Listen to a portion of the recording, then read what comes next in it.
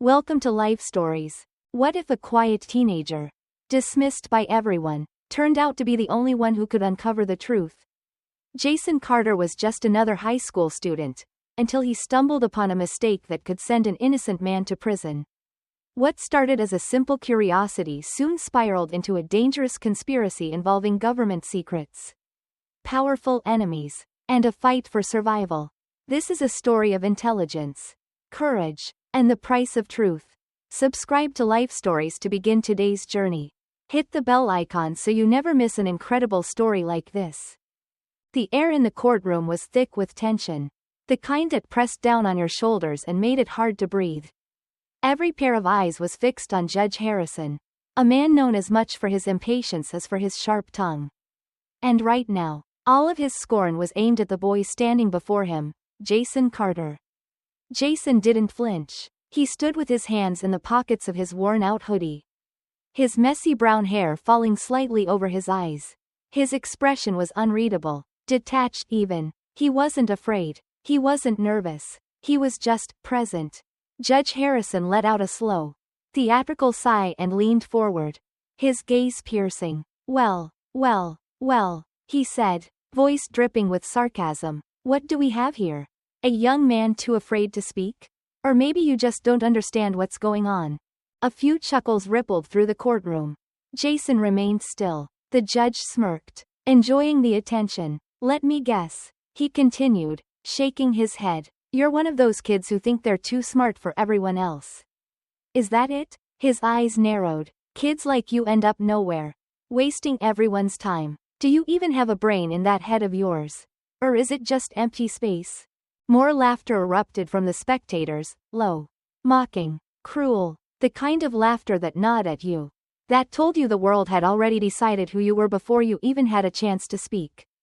But Jason? He just waited. Then, slowly, he lifted his head. His gaze, steady and direct, met the judge's, locking onto it like a quiet storm building on the horizon.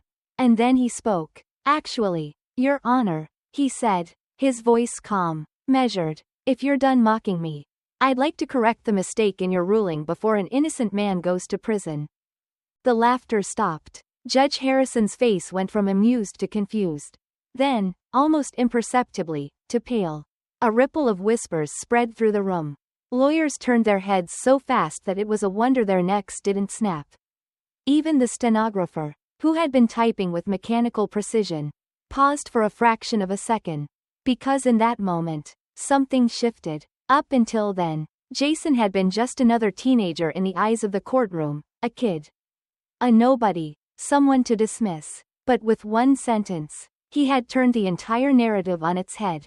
Judge Harrison cleared his throat, sitting back in his chair, attempting to regain control of the situation.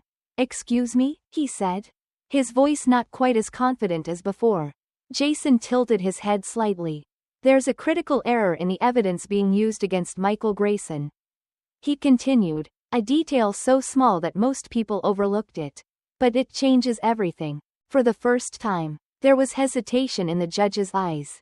And what exactly do you think you know, Mr. Carter? Jason inhaled slowly. He had spent nights poring over the case, studying every document, every frame of the security footage, every tiny inconsistency that others had dismissed. He wasn't doing this to prove a point. He wasn't doing this to be clever. He was doing this because somewhere, out there, was a man sitting in a cold cell, staring at the walls, thinking that no one believed in his innocence. Your Honor, Jason said, Michael Grayson wasn't at the bank when the robbery occurred. The footage has been altered. A sharp intake of breath echoed from one of the attorneys. The room was dead silent now. Judge Harrison frowned. That's a serious accusation, young man. I know, Jason replied, and I wouldn't be saying it if I wasn't certain. The judge leaned forward again.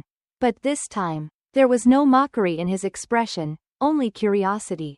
Maybe even something close to respect. Go on, he said. Jason exhaled, steadying himself. This was it, the moment where he would prove that he wasn't just some quiet kid in the background.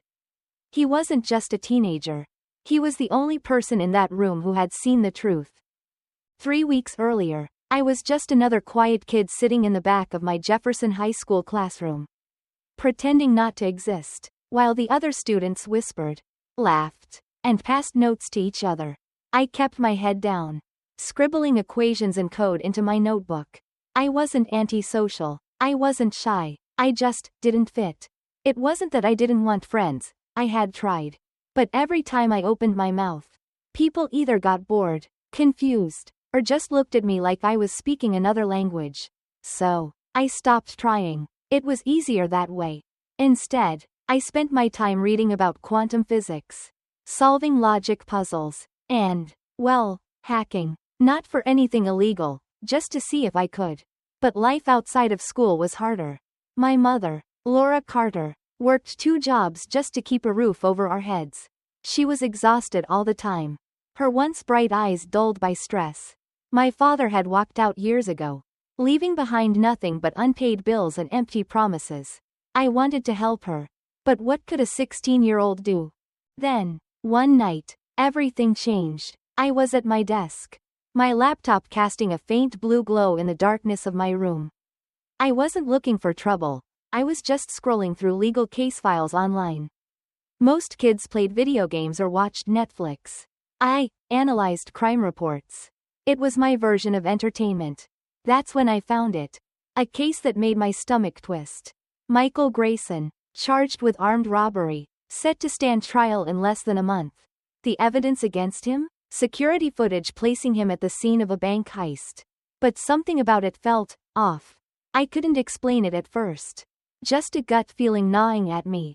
So, I dug deeper, and that's when I saw it. The timestamp. Most people wouldn't notice, but I did. The footage supposedly showed Michael entering the bank at 9:42 a.m., but the shadows were wrong. The lighting was off. I ran a forensic analysis on the video and discovered that the metadata had been altered. The footage had been tampered with.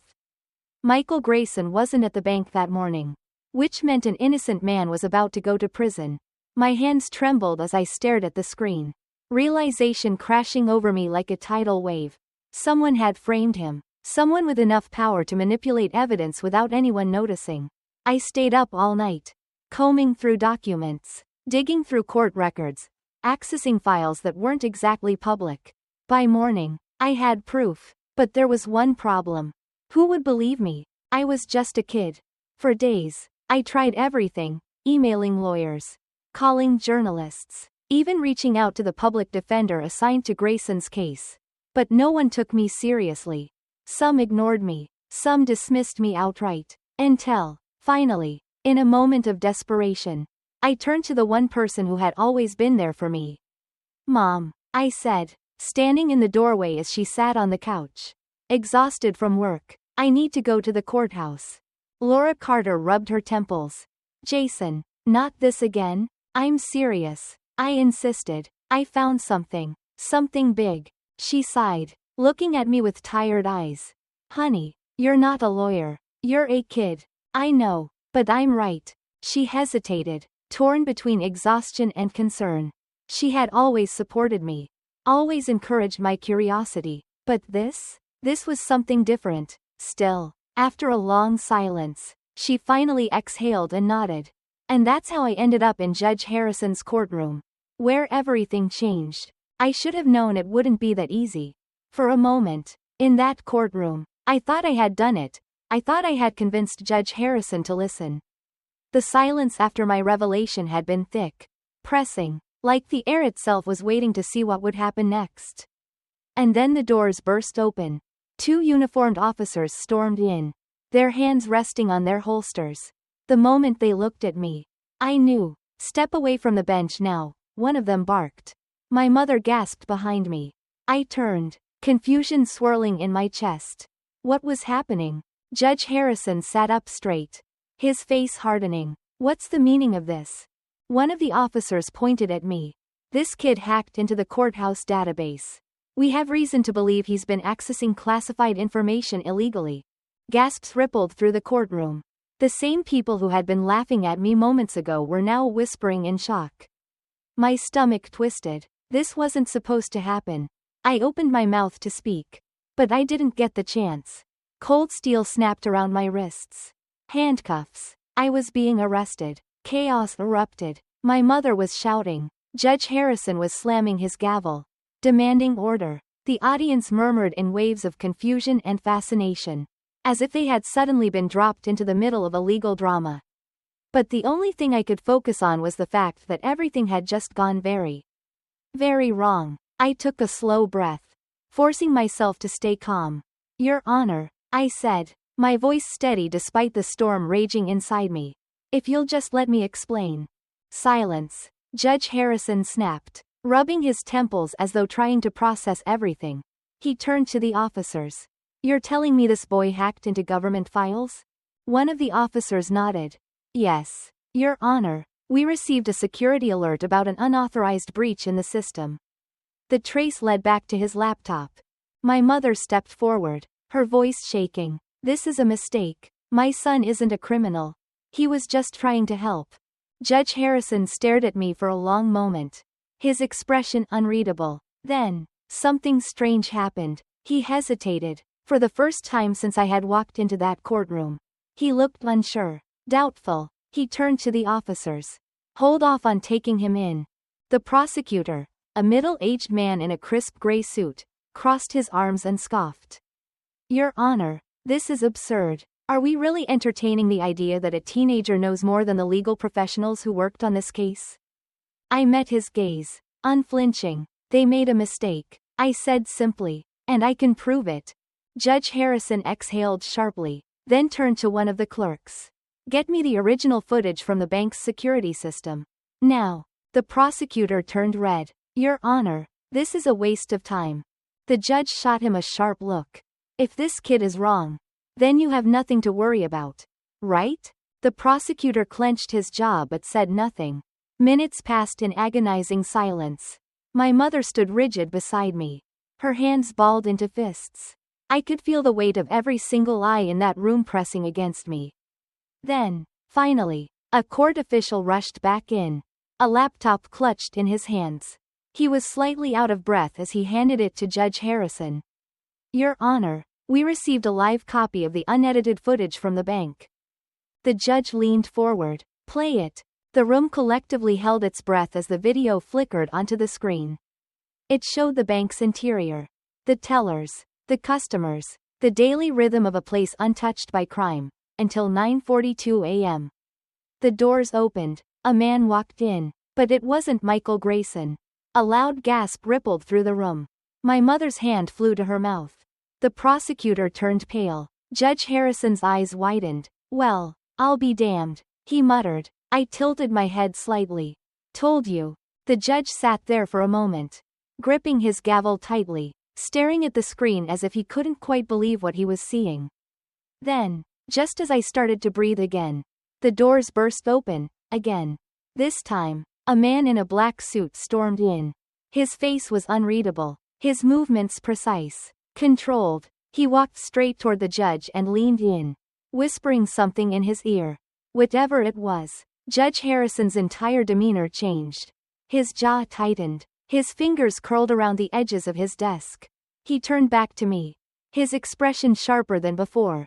Young man, he said carefully, I need you to come with us.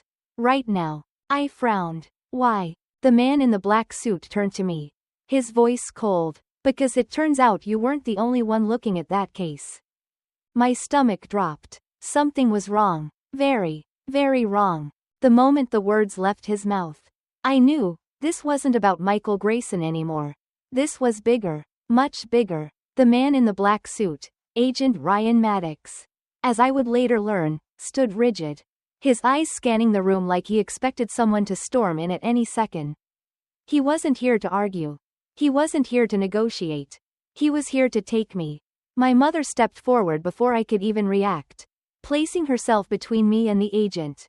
You are not taking my son anywhere, she said, her voice shaking but firm. Agent Maddox held up his hands. Ma'am, I understand this is overwhelming. But your son is in danger. Danger? I had spent the last few days convinced that the real danger was an innocent man going to prison. Now, suddenly, I was the one at risk? I looked at the judge, hoping for an answer, but his face was unreadable. He glanced at Maddox. then at me, then exhaled heavily. Jason, he said, his voice steady but low. I need you to listen to him. That was all it took for me to know something was deeply wrong. Judge Harrison had been dismissive of me, had laughed at me, mocked me, and yet, now, there was no sarcasm in his tone. No impatience, just concern. I swallowed hard, my pulse pounding in my ears. Why? I asked. What's going on? Agent Maddox reached into his pocket and pulled out a sleek, black tablet. He tapped the screen a few times, then turned it around for me to see. What I saw nearly knocked the breath from my lungs.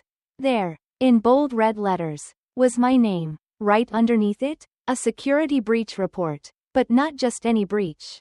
The Department of Justice. 12 hours ago. My mouth went dry. I didn't. Maddox cut me off. We know you weren't trying to access that system. He glanced around the courtroom before lowering his voice. But you triggered something, Jason. Something buried deep. And now, someone knows you found it. I shook my head, trying to process. You're saying, someone flagged Michael Grayson's case on a federal level? Why? Maddox's jaw tightened. That's what we need to find out. But right now, what I do know is this. Whoever marked that case didn't want it reopened. And you just ripped the lid off it. I could feel the weight of my mother's hand gripping my arm.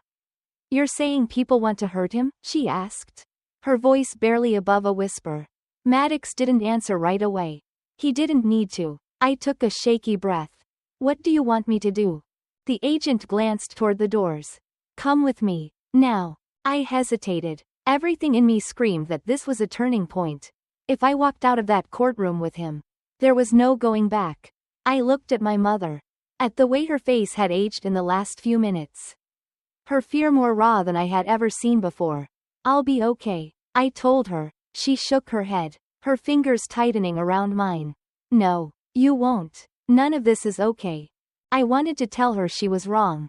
That this was just a misunderstanding. That I would be back home for dinner. But I couldn't, because deep down, I knew, I had uncovered something I wasn't supposed to see. And now, I was part of it. Judge Harrison leaned forward. Agent Maddox, he said slowly, whatever you're planning to do with this boy, keep him alive. Maddox gave a single nod. That's the plan, Your Honor. Then he turned to me. Come on, kid, let's go. With one last look at my mother, her eyes filled with everything she couldn't say, I followed him out of the courtroom. I had no idea what was waiting for me on the other side. But I knew one thing for sure. I wasn't just fighting for Michael Grayson's freedom anymore. I was fighting for my own. The sun was just beginning to rise over Washington, D.C., casting a soft golden glow over the city as I stood outside the Capitol building. It was over. The truth was out. The evidence I had uncovered. Senator William Prescott's secret financial operations. The stolen federal funds. The cover-up that led to Michael Grayson's wrongful arrest. Had been broadcasted to the world.